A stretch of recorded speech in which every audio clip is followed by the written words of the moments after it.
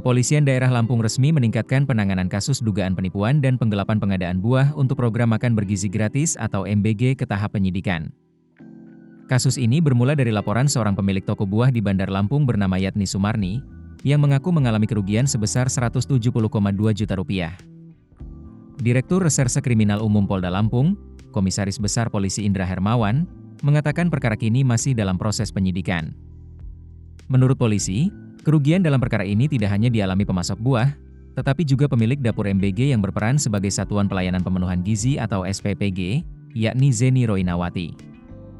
Kasus ini bermula pada November 2025. Saat itu, Yatni menerima pesanan buah dalam jumlah besar dari seorang perempuan berinisial RS yang disebut akan digunakan untuk memenuhi kebutuhan dapur program makan bergizi gratis milik Zeni Roinawati.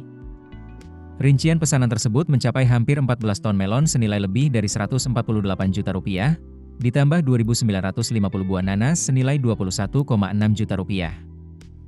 Total nilai transaksi mencapai Rp170.206.000. Yatni mengaku seluruh pesanan telah dikirim sesuai permintaan. Namun, hingga 7 bulan berlalu, pembayaran yang dijanjikan tak kunjung diterima. Karena tidak ada penyelesaian, kasus tersebut akhirnya dilaporkan ke Polda Lampung pada awal Januari 2026. Di sisi lain, pemilik dapur MBG, Zeni Roinawati, membantah telah menunggak pembayaran kepada pemasok buah.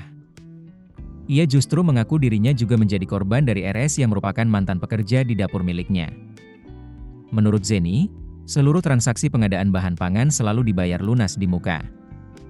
Ia menegaskan telah mentransfer seluruh dana pembelian buah ke rekening pribadi RS sebelum barang dikirim dan memiliki bukti transfer sebagai dasar pembayaran. Zeni juga mengaku tidak mengenal pemilik toko buah karena seluruh proses pengadaan ditangani oleh RS. Bahkan, ia menyebut RS sebelumnya mengatakan bahwa buah tersebut dibeli langsung dari petani. Tak hanya itu. Dalam proses penyidikan, polisi menemukan dugaan kerugian lain yang dialami Zeni. Menurut Polda Lampung, Zeni juga telah mentransfer uang sebesar Rp50 juta kepada RS untuk pengadaan beras, susu, dan keripik kentang. Namun hingga kini, barang-barang tersebut juga tidak pernah dikirimkan. Artinya, selain terseret dalam sengketa pembayaran buah senilai Rp170 juta, Zeni juga mengaku mengalami kerugian tambahan sebesar Rp50 juta. Polda Lampung menyatakan telah memeriksa sejumlah saksi dalam perkara ini. Di antaranya pelapor Yatni Sumarni, pemilik dapur MBG Zeni Roinawati, beberapa saksi lainnya, termasuk terlapor berinisial RS. Setelah melakukan gelar perkara pada 22 Juni 2026, penyidik menyimpulkan telah ditemukan unsur dugaan tindak pidana.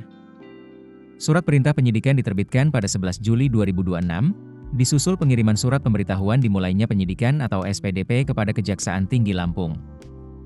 Hingga saat ini, polisi masih terus mendalami perkara untuk mengungkap secara utuh alur transaksi, pihak yang bertanggung jawab, serta memastikan penyelesaian atas kerugian yang dialami para pihak. Keputusan bisnis terbaik datang dari data, bukan tebakan. Mudah berlangganan Business Insight dengan subscribe with Google.